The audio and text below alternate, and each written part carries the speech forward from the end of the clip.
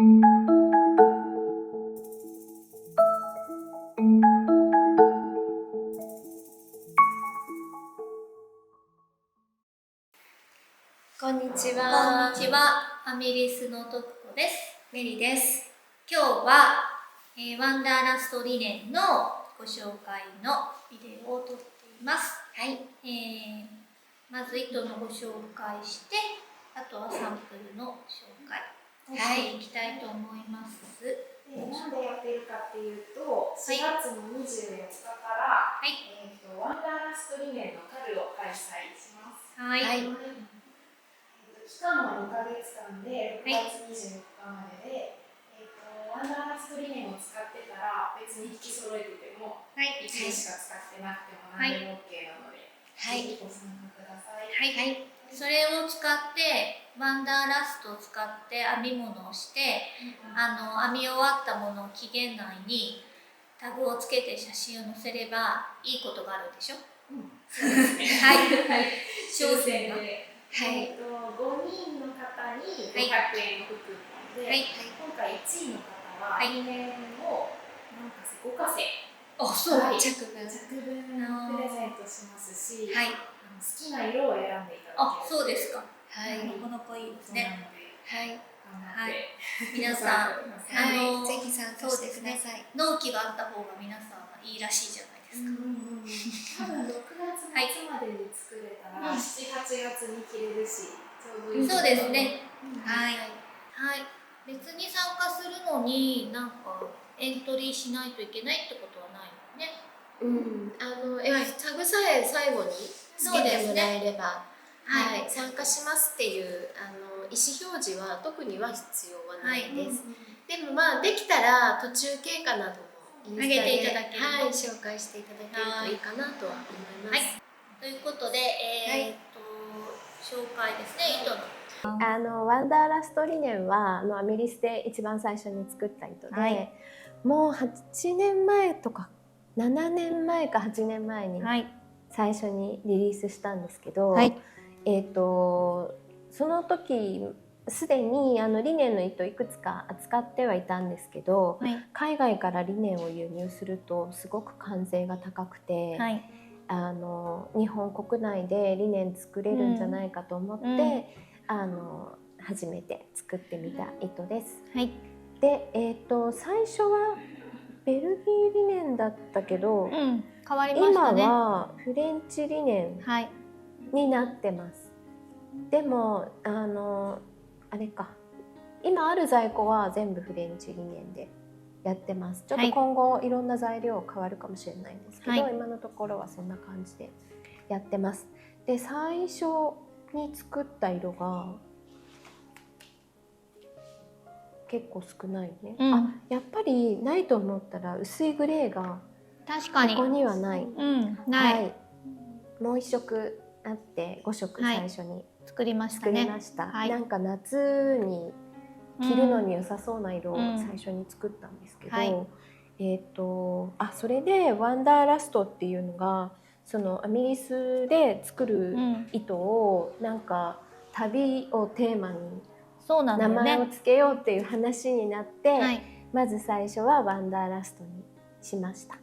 これはどこかに行きたい気持ちみたいな感じで、夏の糸なので夏休みにどっかに出かけるっていう気持ちでつけたんですけど、なので糸の色の名前はなんか地域っていうか場所の名前にしました。行ってみたいような場所の名前、でこれはサハラなんですけど、これはブラックシー黒海ですね。なんか色のイメージと場所の名前とみたいな感じで、これはネイビーなんですけど、イギリスの海軍のイメージでドレークにしました。なんか2枚ついて毎回苦慮してます。でこれは中国の万里の長城、ちょっとこの赤が中国の人が好きそうな赤だなと思って、万里の長城になってます。なので、定番色はそんな感じで、全部場所の名前がついています。一番最後に出たのがこの真っ黒と真っ白真っ白ですね。ですね。はい。はい。小宮さんのはい、熱い要望をもとにうちのデザインもや白ってくれてるね。って言われてはい、作りました。これがアイスランドで、アイスランドの溶岩っていうかマグマのゴツゴツした結構地面が真っ黒くて、はい。それをイメージして、はい、アイスランドでこっちが南極をイメージしたと思います。はい、真っ白です。はい、はい。なんか夏に着るウェェアの色ってなんだろうと思って作った色が多い。多いですね。はい。まあなんか最初はちょっとはっきりした目の色合いが多く、まあだんだんニュアンスがあるような色を出してきたっていう感じかなとは思います。はい。はい。リネンはウールに比べるともちろん編みにくさはある糸なんです。伸縮性がないので、伸縮性って本当に手編みに重要な要素なんです。はい。ですがワンダーラストリネンはチェーン状に作ってあるので、伸縮性をそれで持たせるっていうことになっております。まあ、ウールほどではないですけど、ちょっと伸縮性がこのチェーンネットっていう形状の糸になってます。日本だとリリアンって言ったりするかな。そうね、リリアン状に編まれているので、アイコードを編んだことがある人は分かると思うんですけど、こうビヨンって伸びる、あれがここの技術に生かされてるっていうことなので、それで伸びを出しているものですから、比較的リネンが辛いって思ってる人も一度トライしてほしいとかなと思います。はい。はい。で、目がねちょっと揃いにくいってことがあるんですが、誰が編んでも目は揃わないのでお気になさらず。はい。はい、そんなにねぎゅうぎゅうに編まなくても、ちょっとスカッと編むのがちょうどいい感じの糸になってます。なってます。はい。こちらの手染めですかね。はい。去年からワンダーラストリネン手染めも出してまして、去年からある色がこの辺かな、これとかこれも去年出したかな。忘れちゃった。サラダは絶対去年。あとこの5色が去年出したかな。そうかもしれない。これ黒いうさぎ。はい、こっちはちょっと全然場所の名前じゃないんですけど、はい、でサラダでしょ、でタンポポで、あとツツジ、あった予感。それで今年出したのがこの辺りの色になってます。はい、でこれがまだ出ていなくて、これから売り出す。でももうこのビデオが公開されてる時には売られてるかもしれないんですけど、ハッカ、ハッカっぽい、なんか漢字でこうやって書くんだなと思って、弘中さんが考えてるハッカです。はい。でこれがポピー。はい。可愛いポピー。桜。はい。でこれがマロン。マロンっぽい。確かに。でこの2色今年初めて作ってみた村のそうですね。なんですけど、これかのこで、こっちが5歳っていうのかな。はい。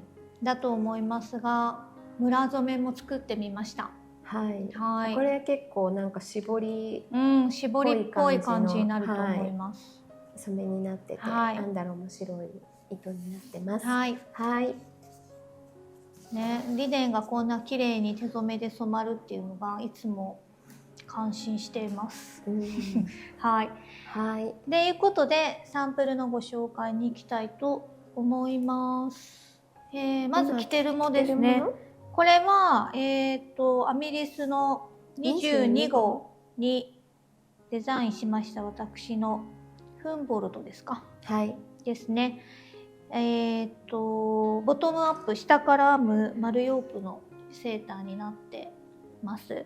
でこの袖丈が長めなので、あんまり腕を出したくないあなた、におすすめです。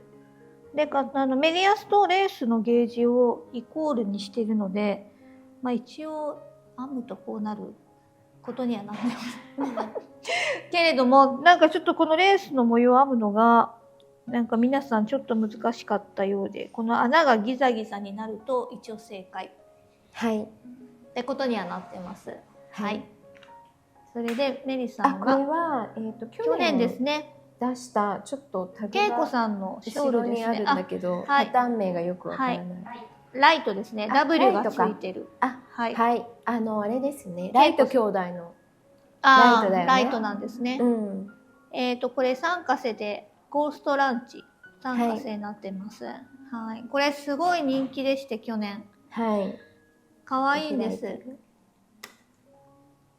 こういう形のショールになるやつなんですが、まあだいぶ可愛らしく、この模様自体は実は結構よく模様編み集とかに載っている模様なんですけど、ここのなんかね U の字っぽい感じのところと、ここのお花みたいな多分こういう風に編んでると思うし、組み合わさっていて、なんかこっちで増目してこっちで減目してみたいな模様になってます。はい。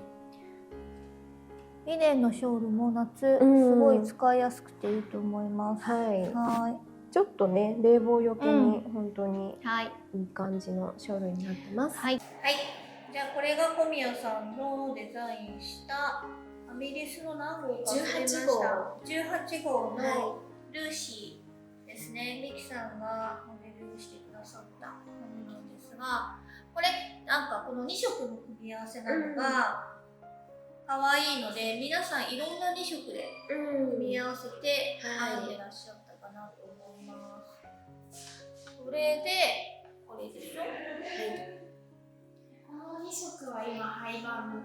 そうです。この2色とも今もう売ってない色になってます。はい。でもこれの代わりに今年桜を出したので、はい。よかったら。はい。でそれであとこの辺雑誌のはもうそれだけ。そんな分かな。これは一昨年に出したやつかな。そうですね。これはミキさんのデザインのマイコでパレードとワンダーラストリネンの組み合わせで編む横編みですね。こっち側に編んでます。はい。横編みで編む、ベストですね。でここがもう開いておりまして、このリボンを頑張って編むと。はい。これはね、リボンは2本取りなんだね。そうでリボンを編むっていうことで、でも涼しいからね、パカパカ開いてる、ちょっとアクセサリー感覚で着られる、これは人気だったと思います。それであとこれはまた恵子さんのデザインのこれも横編み、これも横編みなんです。力編むという、ここのストライプが2本取りと1本取り、2本取り1本取りってなんか縦縞に見えるものですから、すっきりした見た目になって、なんだろう、なんせリネンなんで多分真夏に着ても十分涼しいと思います。そうだね、なんか日よけにもなりそうな、感じになってます。大人っぽい感じですね。ちなみに多分この紺色が一番人気がある色じゃないかと思います、このドレープに。でもこの2本取りのこの2本の色を変えても可愛いんじゃないかな。その時に違う色を差し込む。そうもう洒落て見えるのかなって思いました。それで、次から次です。これは私のやつですね。これ上から編んでおります。多分。もう忘れちゃった。多分。涼しさ満点です。あと簡単です。はい。で、とっこさん自分の編んでましたっけ？はい。何色ですか？赤です。赤。赤で編んでます。これか。はい、初めて自分でもらいました。もらったっていうか編んだから。もう去年は自分のものは自分で編んで取り返そうキャンペーンだったんです。そうだよね。二度と帰ってこないから、赤で編みまして、今年はちょっとこれ編みたいなっていう気持ちになっています。はい。はい。これがね、大鶴さんのこの可愛いやつですね。はい。はい。違ったな。で、これブリオッシュ？そう。ブリオッシュで、大鶴小宮ラインはですね、ブリオッシュが好きなので、何でもブリオッシュ入れてくるんですが、こちらも大鶴さんブリオッシュ入れてきました。はい。とはいえ、ブリオッシュって言ってもシングルの、編み方なので、そんなに難しくはない。2面で編むと難しかったりします。いや、別に2色使ってるわけじゃないんで。はい。そうですね。だからブリオッシュって言わず、イギリスゴム編みって言えばイギリスゴム編みなので、なんかちょっと引き上げ編みの一種的な雰囲気で、はい、編めるので。これは緑と、あと緑なんだっけ、タイガーですね。で、ここはブラックシーなんですけど、黒なんですけど、なんか緑と組み合わせると焦げ茶に見えて、不思議。だからこういう形、今年も流行ってるので、T シャツとかにパッと着ると、急なシャレ感が出るっていう感じですね。私だったらどういう感じでいくかも。私ね、この色すごいね、素敵だなと思って。こういうやつとかあれじゃない？しゃれてんな。私だったらこれとこれとか。しゃれてんな。かわいいかな。オレンジもね。これさ、すごいさ、エイミーが好きそう。あー、ほんとだ。これかわいくない？ラビアンアイメみたいだね、これね。アクセサリーの気持ちでつけるものなので、色は遊んでも可愛いのかなと思います。こういうのもちょっと派手だけど。手染めのものは正直何合わせてもいい感じの色味で作ってあるので、どの2色合わせてもね、可愛いかなと思います。そうだね。これにストライプがこの緑とかにも可愛いね。キラッとして緑が。白い T シャツの上に着たらいいだけですね。そう。だから少しT シャツだけではちょっとって思うような時にこれ持っていってこれパッと着たら可愛いのでおすすめです。はい。でこれがまたあれですね、小宮さんの頑張って模様を考えたという。パレードとワンダーラストリネン、この水色の部分がワンダーラストリネンになってます。これは引き上げなのかな。そう、モザイク。なんかモザイクになってるので、編み込みしてるわけじゃないんですね。ストライプに編んで、ところどころで引き上げ編みをしている感じです。そんなに難しくはない。見た目ほど。編み込みではないので。そうだね。なんか模様のルールを覚えれば、おそらくそんなに難しくないのではないかなと思います。これはアガサ。アガサ・クリスティですね。で、この辺はページが合うので、おすすめとして作った。これは山柄さんの常夏。これは後ろが思う存分開いてるやつです。本当に夏暑いじゃないですか。でもどうせワンダーラストリネン結構ハイゲージで編んでも若干透けるので、どうせ下に何か着るかと思うと、これぐらいの後ろ空いてても、キャミソールとかを着て上からこれを着ると可愛いかなと思います。涼しそうですよ。で、これはこれがね、懐かしのアサギなんです。アメリスの違う、7ぐらいだと思います。7かな、それぐらい。ブリストルですかな。9ぐらいかな。8はフラームの時だもんね。忘れましたが。結構昔。10かな。ブリストルのデザインでこれ上から編んで結ます。構編むの楽しくて、はいこの辺りまでなんか、後ろから編んでって、後ろからこういっています。ここを編んでなんかね前こう行ってつなげるのが、はい、結構楽しいんだよね。あの時代にこうういうやつはなかったので、ブリストルがすごい考えたんだと思います。ね、この V ネック編みながら肩のレースも編んでみたいな感じで、これちょっと多分編んでからもうかなりの年数経ってて、だいぶ伸び伸びで、丈が伸びたらしいです。そう編んだ時はこんなに大きくなかったんですけど、ずっとお店にかかっていたのでね、でもこれも可愛い。なんかか明るい色で今度も。ね、もともとの色がさ、こういう感じの色だったよね。はい。はい。可愛いなと思います。はい。で、これはなんだっけ、プチニットのアンカーティー。はい。はい。まあこれも使いやすい。はい。もうなんか襟がかなり詰まってるので、はい。なんか着やすいか普な通に着れる感じの、うん。はい、T シャツになってます。はい。それでワンダーラストリネンというか、まあ、リネン製品全般なんですけど、とにかく早く乾くんです。ですから、まあほら夏なんでね、洗いたいって思うこと終わりだと思うんですが、普通に洗って多分一晩で乾きます。はい、はい、あっという間に。なのでその点も夏にぴったりかなっていつも思います。はい、自分でブロッキングしてても驚くほど早くて乾くの。なんか乾かないじゃないですか、ニットのブロッキング。みんなイライラしません？2日これ干したのになんだかまだ湿ってるみたいな。あれがないから、ね、気にせず、まあ、手洗いですけどもちろん、洗って乾かしてもすぐ乾くので、はい、その点もおすすめです。はい。はい。一つはね、このウンベルサマートップ。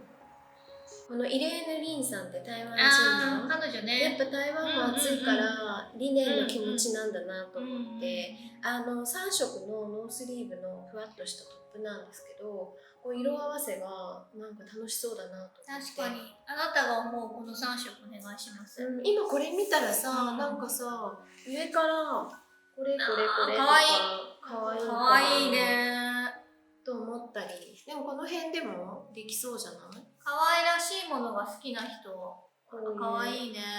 元のサンプル色は、ここにコーンみたいなのが入ってる。こんな感じか、これがちょっと紺色だったりすると、ちょっとサンプル色。だからドレーク的なものだと思う。この真ん中近いかな。かわいいよね。はい。その色合わせが楽しそう。かわいいね。で、もう一つが結構似たような感じなんですけど、ノースリーブね。これもノースリーブなんですけど、カーナ・ブラウスって言ってフランキーさん、何人か初めて見たデザイナーさんなんですけど、もともとはなんかレースのリネンの糸を2本取りしてるんですけど、ゲージがワンダーラストで、そのレース2本取りがフィンガリングのゲージでデザインされてるもので、これもふわっとしててすごいかわいい。これは一色なので、なんかね、元の色はこれとこれの合いの子ぐらいの色で、私編むんだったらこれとかで編んだらかわいいかなと、はい思っています。はい。あとね、もう一つはね、これかな。なんかみんな穴のものを去年からそう、とにかく世の中の人が穴が開いたの着てません？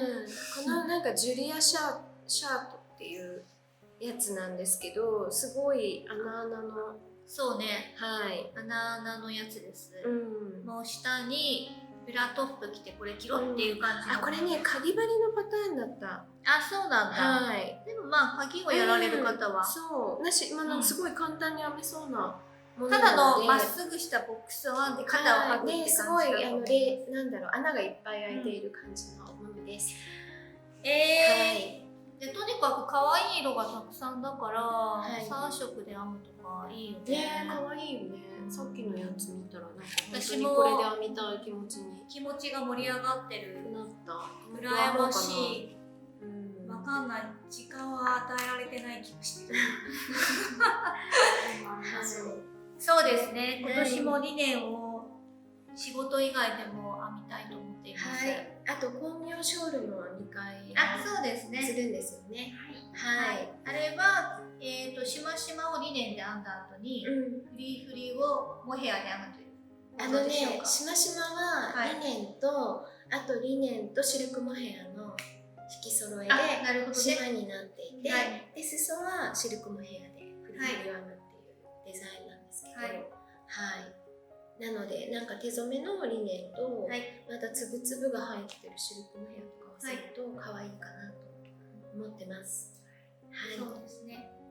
リネンにモヘアを合わせてもいいと思うんです。なんだろうっていう気持ちになると思うんですけど、暖かいのかな、寒いのかなってねえ、でもなんかリネンだけよりちょっと編みやすいかなっていう気持ちもあって、思います。ショールとかは使いやすいかなと思います。で、ウェアにするとやっぱ少し暑いとは思うものと、巻物だとあまり気にならないかなと思うので、ぜひチャレンジしてみてください。